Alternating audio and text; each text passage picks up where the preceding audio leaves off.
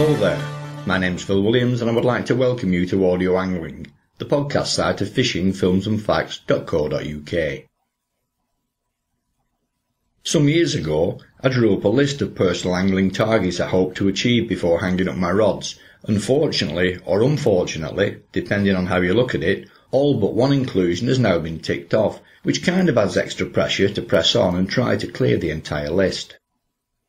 That one missing tick belongs at the side of a fish, any fish weighing over 1,000 pounds. But I have to say that I did come pretty close though.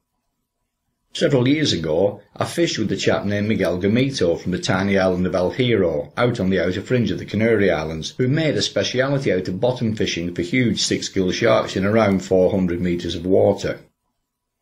Unfortunately, and I do use the term loosely, I could only manage a 900 pounder, shortly after which Miguel relocated to the Cape Verde Islands to concentrate on fishing for marlin, and that, I thought, was the end of that.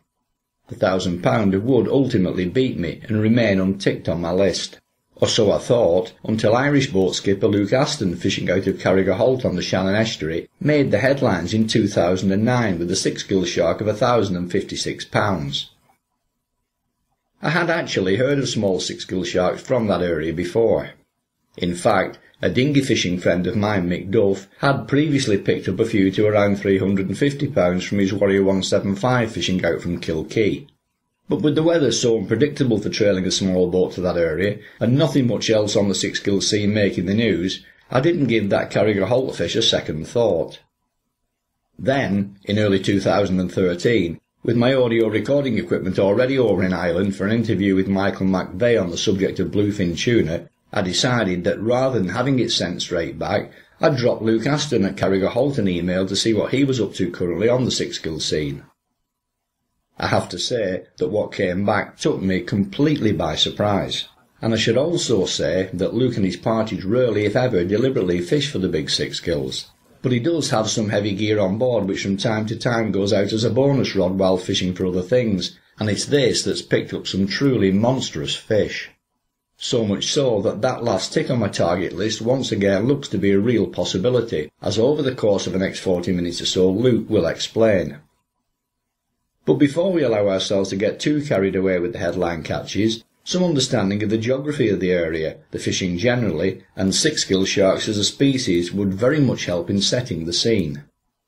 Well, we're fishing out of a little village called Carrigaholt, which is in the mouth of the Shannon Estuary. We're fish in the estuary for tope, for huss and ray, and it gives us the advantage of being able to get out in almost all types of weather. And then we work outside the loop heads, out on the reefs into 60, 70, 80 metres of water, where we're doing more general fishing for all your whitefish like ling and haddock, some good whiting on the ground, a lot of pollock, wrasse, closer in on the back on the rocks. And then we also anchor up fish for big skate and for congers, and we fish on the drift for shark, mostly blue shark. Blue shark fishing is in August and September, and can be quite good. Yeah, but it's more than just a boat. It's a family business offering the complete package. First of all, in 2002 we built an extension onto our house here. I was commercial fishing at the time, and my wife opened a small B&B. And then we decided to get into the charter fishing, and we got a charter boat commissioned in 2004. First came into operation in 2005. And I got a Locken 366 built, which is, I would consider state-of-the-art, quite a heavy boat, probably compared to some of these modern catamarans, but well able maybe more able for the weather on the west coast. Carry people in a bit of comfort. We can get out where we want to go. It's got 660 horsepower, so it can move around quite fast. It's got a big wheelhouse. We've got a bit of comfort. And we kind of offer packages with the accommodation, fish and stay packages. And we like to think that we do it quite well. And having the good boat and then sort of personal house gives us the chance of offering sort of quality fishing packages for fishermen that are interested in that sort of thing, really. Looking at Carrigaholt on the map, you have the open Atlantic which can throw up all sorts of conditions, coupled to the shelter of the Shannon. So on the face of things, the perfect location offering the best of two worlds which you can switch between according not only to conditions, but also the range of species your clients are looking to catch. Well, yes, we're just about 10 miles from the wide open spaces, but we do have the estuary. Occasionally, if there's a really strong southwesterly howling right up the estuary, it's quite hard to get fishing, but during the summer season, sort of May till October, which is kind of my main fishing season, it's very, very seldom that we'd ever be blowing off, provided you're willing to fish at anchor in shelter for ray and huss and that sort of thing. And if you get a group in that are in for 5 or 6 days, they're normally more than happy to spend maybe a day or 2 days doing that sort of fishing, sometimes by choice. And also in June and July, we quite a lot of taupe in the estuary as well, so sometimes we even spend some very nice days in the shelter in the estuary. One of the big pitfalls I've experienced when making trips over to Ireland, particularly to the west coast, is time lost due to bad weather, and usually no backup plan B. Being Shannon based not only offers a plan B, but one, dare I say, which is probably as good even as many other venues' plan A. Well, it has been an advantage since we set up the fact that we've never missed a day because of weather with a group that are in and are willing to fish in the estuary, And yes, it is wide open spaces once we get outside, but the boat is well able for it, and if the fishermen are able for it, we can fish.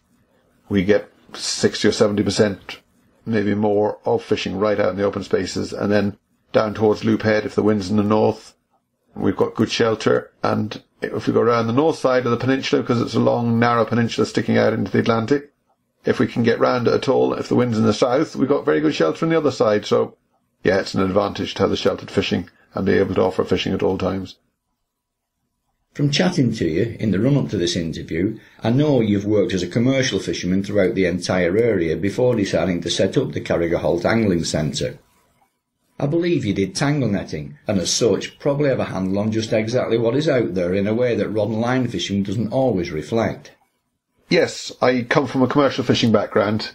I started fishing with my father and ended up skippering a 60-foot netting boat in partnership with my father now. We would fish from Donegal Bay, or just west of Donegal Bay there, right round to Cork Harbour, more or less. The Kinsale gas field would be kind of as far to the east as we used to go. So we used to do a lot of wreck netting down along the south coast, and then tangle netting and gill netting up along the west coast. The sort of fish, like we caught all kinds of fish. I saw hake, 25-pound weight. I remember seeing cod, 40 and 50-pound weight. Unfortunately, a lot scarcer nowadays. But the sort of exceptional catches that you would get would be big thrashers, big poor beagles. I remember getting poor beagles in the net, 450, 500 pounds weight. And then big skates. We had skate on the boat. Well, take two strong men, hard to lift. It'd be over 300-pound weight, There'd be huge fish. They would almost always go back. And then the mixed, you get the occasional Six Gill, get some big turbot. If you'd caught all the fish that we'd caught on rod and line, there would be lots of exceptional catches, but maybe because of the commercial fishing and they've been hammered, not maybe by local fishermen, more by big boats coming in from all over Europe and hitting the west coast, it was becoming harder to get those really big fish and harder to make a living out of it as well, so that was why I thought there must be an easier way and a better way of utilising the stocks and an easier way on my body, so that's when I ended up going charter skippering. So was this your initial introduction to the presence of the Six Gilled Sharks? Yes, I remember hauling tangle nets one day and coming on, it was a skate, it was probably about 150-pound weight skate, but it had more or less bitten in half. And the net was broken clearly at the time. Now, in hindsight, possibly a Six Gilled Shark, or maybe, I've had a brother that long-lined on the east coast of America, and he's seen great whites, and it was quite incredible to see a big skate like that just bitten in half, and then the rope of the nets just cut right through. So I don't know, there's some amazing fish out there, and yes, we did catch a few Six Gills, and they used to come up in the nets, tangled up in them, and it wouldn't be an uncommon catch at all. Small Six Gills wouldn't be uncommon at all. One thing about Six Gills, which to some extent sets them apart from many other shark species, and certainly from the others in your area, is the love of or proximity to very deep water and the way they feed, which is mainly on carrion falling down from above. So from your experiences, What can you tell us regarding the habits of the species along Ireland's west coast? Well, I suppose since we started catching them, I have done a little bit of looking into them. And yes, they're mostly scavengers. They mostly feed on dead mammals, so whales and seals and that sort of stuff that have fallen to the bottom of the sea. Most of the filming and stuff that's been done on them is where they're feeding around a big carcass of a whale or something in incredible depths. They're the most widely dispersed shark in the world, and they've been caught in all parts of the world. But in this particular area, although we're not a million miles from the continental shelf, it gets deep quite quickly once you go out over 50 or 60 miles off here. Where I fish is mostly sort of less than 100 metres, and where we've been catching the Six Gills is in 60 metres, 65 metres of water. And my suspicion as to why they are there, well, it just happens to be a sort of reef on the end of a long L-shaped narrow strip of trawling ground that goes out sort of to the west-southwest for about 15 or 20 miles. And the prevailing current is always going to the northeast here, sort of up along the land.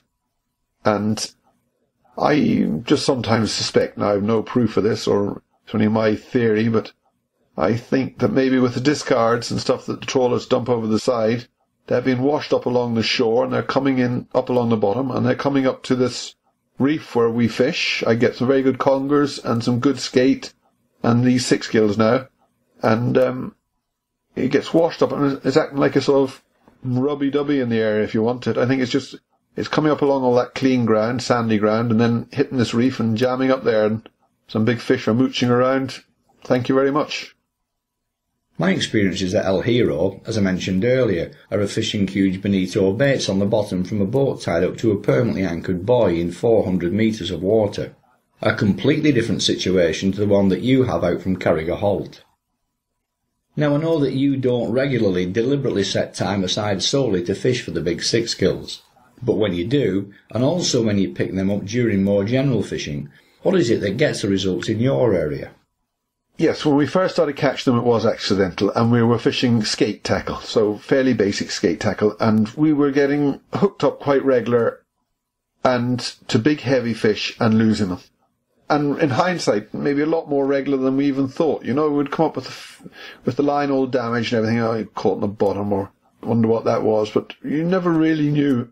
And I remember one time, about a year before we caught the first one, I was fishing with a group here from that area for congers and skate, as I said, and one of them had a wire trace down for congers. Normally we'd use mono, and he got a good fish on for about 10-15 minutes, and then it was bitten off.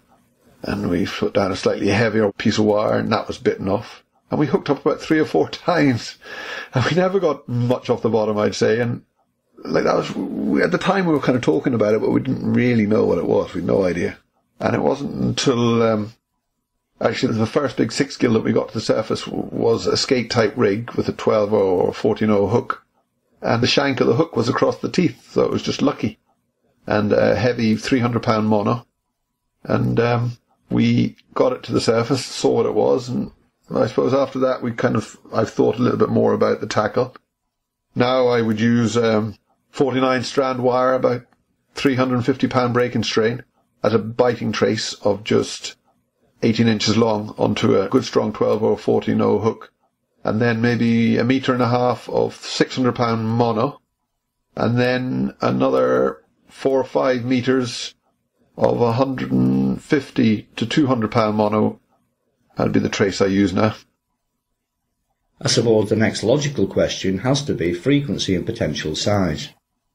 At El Hierro you could expect a couple of takes a day, with fish occasionally going as big as 1,500 pounds. How then does that compare to a deliberate attempt where you encounter them? Phil, I don't know. Last year was the first year we really, I suppose we kind of used to fish this mark, and then more and more you'd kind of be thinking, well, 6 gill around it, maybe we'll get a 6 gill, but last year was the first year where we had groups out. Okay, they were overfishing, general fishing, but we'd kind of go and do this for a day if the conditions were right. And it got to the stage in the second half of last year, only 3 or 4 times we actually deliberately went for them and tried it. But we hooked up every time. We didn't always get them to the boat, but we hooked up every time. Within an hour and a half or 2 hours, That would be the sort of fishing that's there now. Sounds very similar actually to El Hierro. There too it would usually take an hour or so to get the first fish interested, and you could quite realistically bank on hooking up a couple or even more during a full day, with £1,000 plus fish not being out of the question, though as I've said, the best that I could manage was around the £900 mark. As you said earlier, Six Gills are very widespread and potentially large growing fish found in all parts of the world. So is it then only a matter of time before something truly huge is hooked up by one of your clients? Or maybe it has been already. The one we landed was £1,056, and I've definitely seen bigger fish than that to the boat since then. So you're never going to know the weight. The first time I caught one, we took one to the surface the year before we landed one. I'd estimated its weight at £300 to £400, and it was much the same size as the one we brought ashore. And the one we brought ashore, even I hadn't estimated anything like the weight it turned out to be. And I've definitely seen bigger fish since. So estimating in the water is a very hard thing to do. But yes, there are some big fish around there. One point worth making here is that while we're talking of fish bigger than most people will ever see in a lifetime, anglers should not be put off by that fact. Six gills are not hard-fighting fish in the way that marlin or tuna can be. Deadweight sluggers is probably the best description of the fighting capabilities, wouldn't you say? They're not hard fighting. They do take good technique to get. I saw one fella last year fight one for 3 hours, and he didn't get it anywhere near the surface, and his hands were in absolute bits. I know he was in agony he was sore for a week afterwards. But if you have the proper technique, a good harness, and are reasonably fit, you can normally better them in an hour and a half, that sort of time wait. My first impression was looking at the biggest dogfish in the world, while Dave Devine, who also caught a big one, described the fight as like winding in a wiggly bin with its lid open through a depth equivalent to 3 Blackpool towers stacked on top of each other. Well, I have had some fairly serious runs of sort of 30 or 40 yards, nothing like a marlin where you're whistling it in and whistling it out, but a bit more like being stuck to an freight train. You ain't turning it unless you really, really want to. What surprised me most was when the fish was at the surface, the ease with which you could hold and guide it around on the leader. There was absolutely no attempt whatsoever either to get away or to head back down. Yeah, we've had them coming up to the surface. You'd hold it by hand. I'm not a lightweight and I'm fairly fit, and I'd be under pressure at times to hold it. And I've had fish that have broken trim tabs and stuff like that in the back of the boat, which is in big heavy trim tabs. So they do bang and wallop off the boat, but no, they're not, you can hold them, certainly, but they're after putting in an hour and a half of a fight, don't forget, so they're fairly tired themselves, One other point I should make here is that several of the El Hierro fish had previously been tagged. So while they are tired at the surface, the journey up from the depths appears not to be having any detrimental effect. No, it doesn't seem to have. I suppose, like all dogfish, they don't really have a proper swim bladder. That's why they're able to survive it, It's not like they're whitefish that have a swim bladder that the main reason that the pressure changes affect whitefish so much, I suppose. Now obviously, to quote a weight as precise as £1,056, that first grandie brought ashore must have been put onto the scales. So what's the story behind that particular fish? The person who caught it, Mr. Joe Waldus, he was a very fine man from Switzerland. He was booked in with 2 friends for a week's fishing here.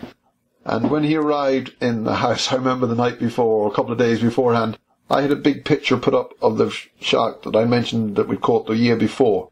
And I'd estimated it at £300, and I had some few different action shots of it on the surface before we let it go. And Joe saw this and said to me, why did you let it go? And I said, Joe, it's nice to... Why not let it go? And he said, well, what about all the fish it kills and everything it eats?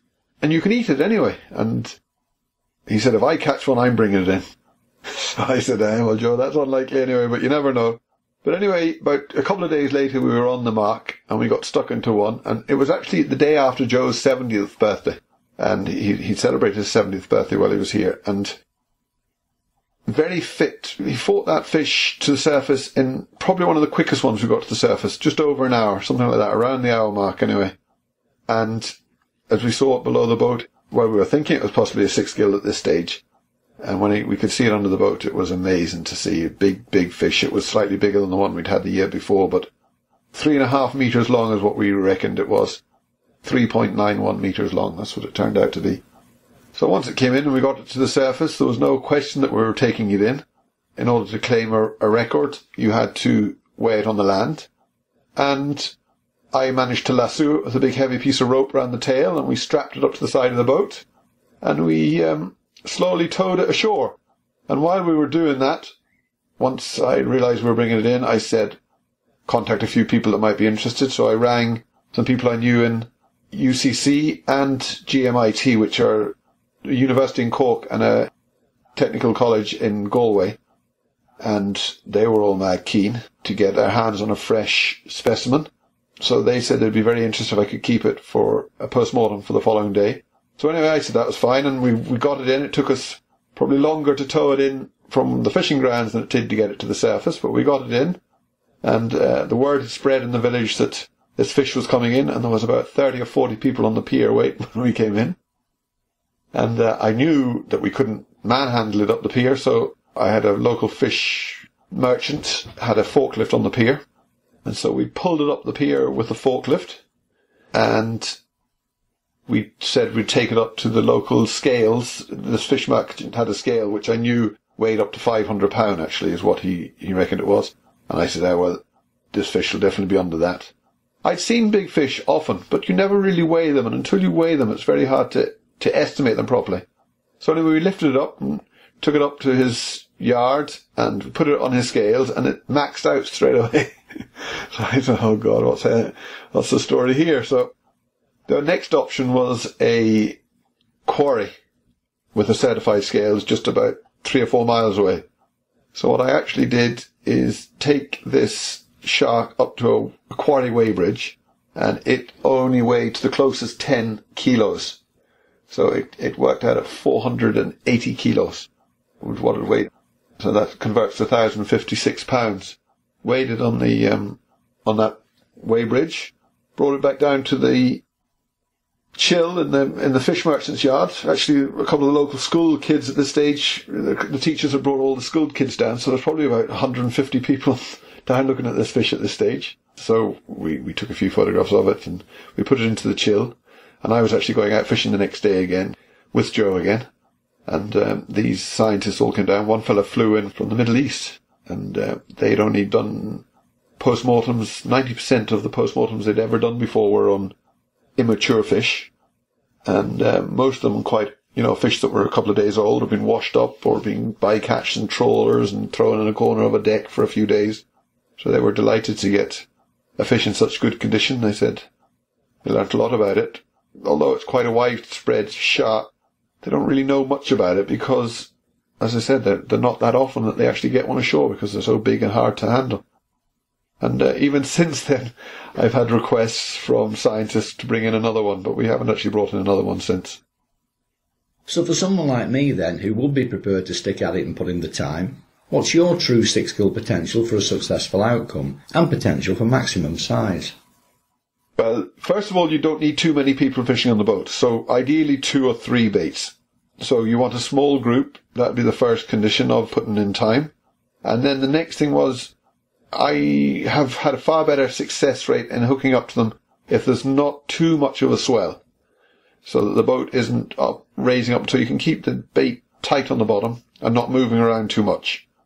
But I don't know. This year, obviously we haven't tried them again yet, but by the end of last year, anytime I had a group like that were willing to try with a small number of baits and got the right weather, we had a hookup. What would be your chances if you came over? Well, if it was the end of last year, I'd be fairly confident if you came and put a few days in.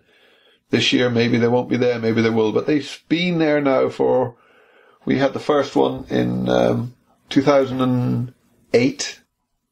We had 1 or 2 in 2009. And we had probably, I know we had 3 or 4 to the surface last year. We had probably 7 or 8 hookups, mostly in the second half of the year.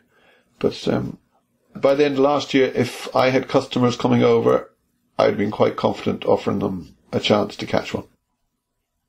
I mentioned earlier the friend who trailed his own boat across to Kilkee and was lucky enough with the weather to get out a short distance where he fished for common skate in maybe 200 feet of water and ended up bringing several Six Gills to the side of the boat for release.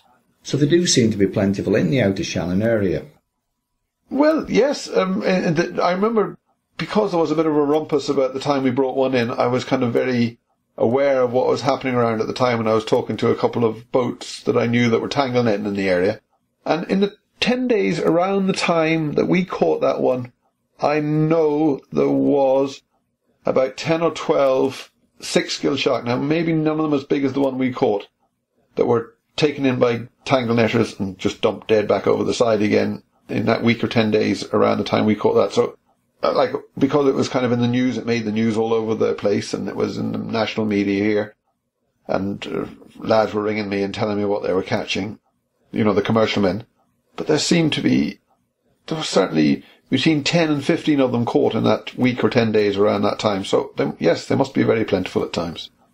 And since that officially weighed 1,000 pound plus specimen, I believe you've released at least 3 others of similar proportions.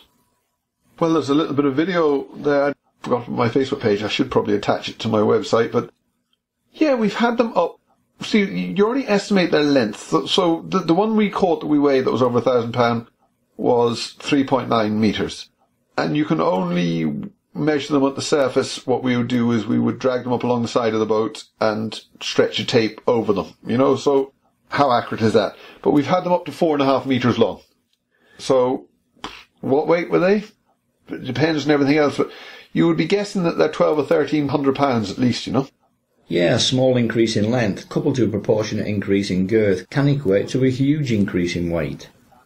The liver of the one we brought in, because they did the postmortem and they weighed everything, the previous record was I can't remember exactly what it was, 160 or 170 pound weight, and the liver of the one that we brought in was heavier than that. It filled 4 fish boxes, the liver out of the one we brought in.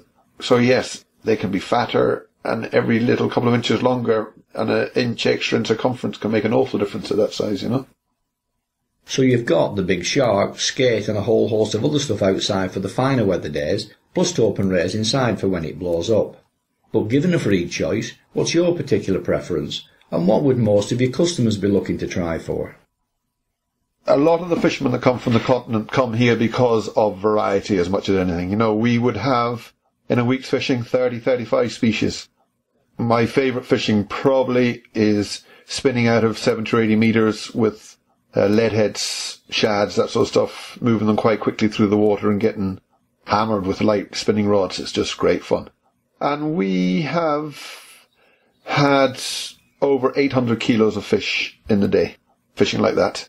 We'd put back what we can, anything that's not blown we'd put back. And sometimes that'd be an exception when we have a group that we're really trying for something to see what sort of weight we can estimate. But we'll be weighing each fish as it comes into the boat and accumulating the weight. And it's quite incredible when you really start hitting them. The other really good fun fish is Ballon wrasse.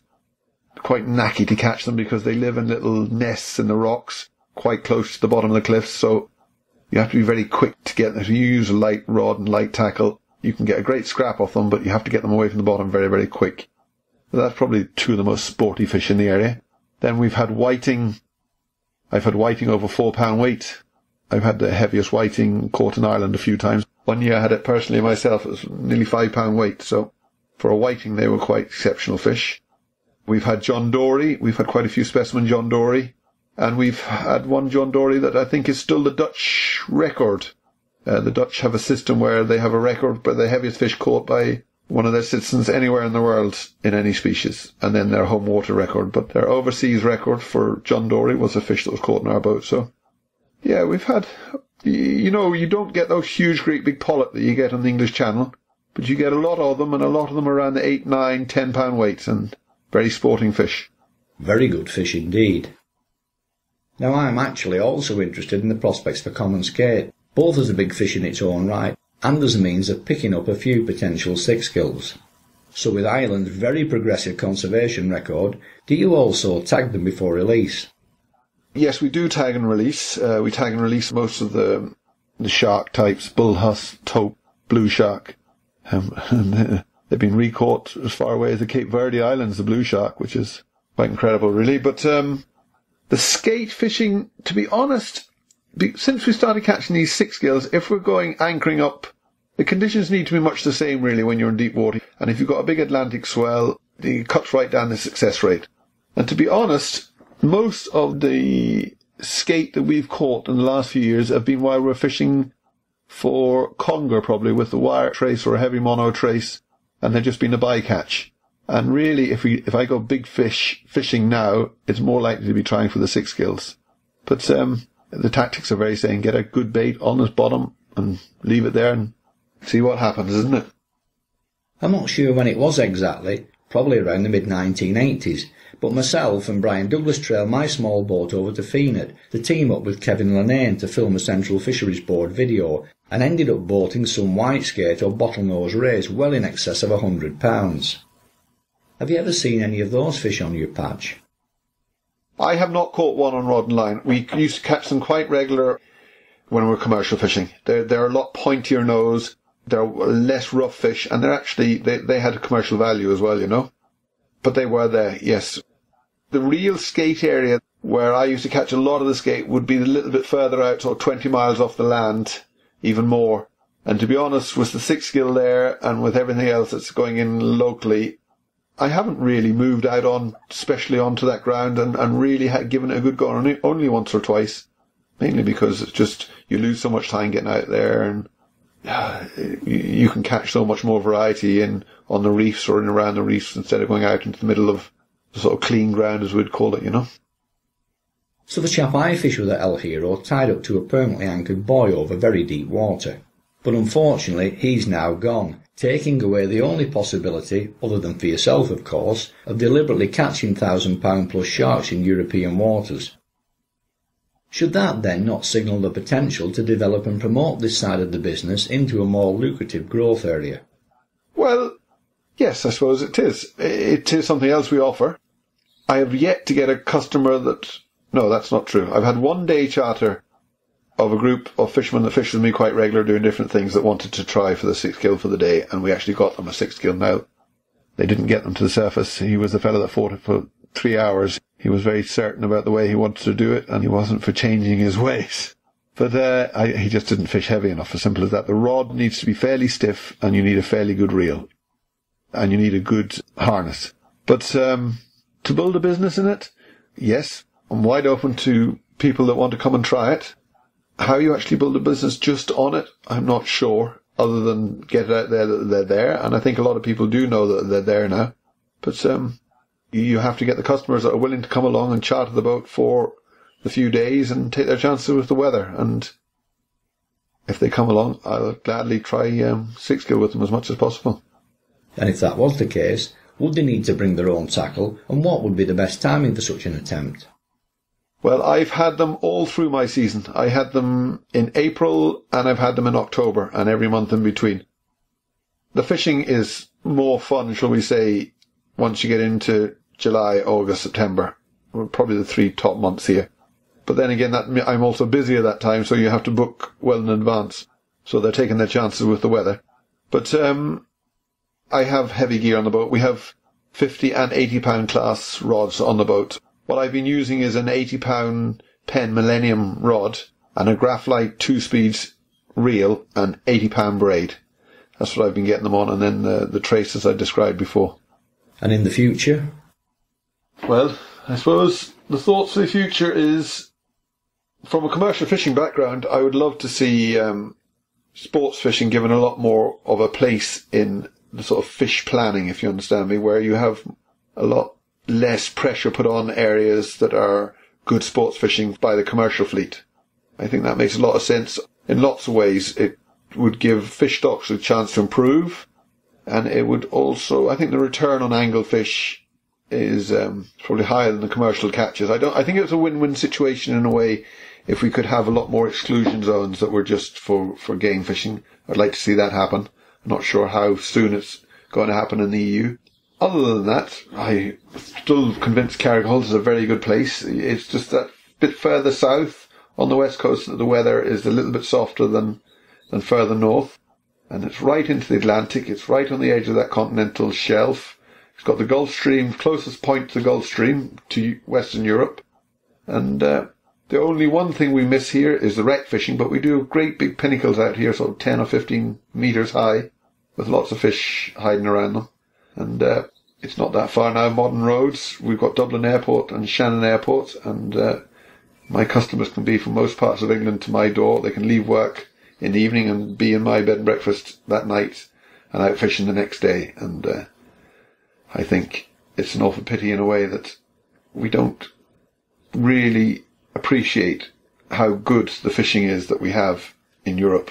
Sometimes people travel all over the world, and I've travelled. I've fished in Africa and fished in Australia, and I still haven't caught anything like the fish I've caught out of the west coast of Ireland. Legislation is now starting to appear, both at European as well as at national level, to conserve certain species, including common skate and some sharks, in the main driven by Scottish anglers, though it has to be said that Ireland has always been at the forefront of this particular battle, skate and bass perhaps being the two most obvious examples. Well, yes, one arm of government was. We were, I think, the longest running tagging programme outside of the States. Game fish, shark and rays have been tagged in Ireland now for well over 30 years, and the records are there. Bass are a protected species. You're not allowed to commercially fish them in Ireland. Spur dog are now protected. A lot of the skates are protected. On the other hand, because the fishing is so good, and the tradition is really Spanish and French fishermen off the west coast, and it's an EU waters, which is a crazy setup for inshore waters anyway, it's a very hard thing to actually get proper conservation areas going without the full cooperation of the EU, and there's no point talking about Irish or England really. It's an EU-wide thing unless you can put pressure on from the local government, but I don't know how close it is. I get involved in certain committees and it breaks my heart sometimes to see how different people see only their own thing, and you probably understand what I mean by that. I understand exactly what you mean. Here in the UK, I sit on the Inshore Fisheries Conservation Authority, and I've also been involved up in Scotland with a number of shark and skate tagging events operated by the Scottish Sea Angling Conservation Network. That said, I still think that the Irish had the knack not only of recognising protection requirements before everyone else, but more importantly, of acting to do something about them, with the Scots only a very close second. We Brits seemingly do nothing at all. Well, I'm glad somebody else thinks that. We do have a very good marine institute here.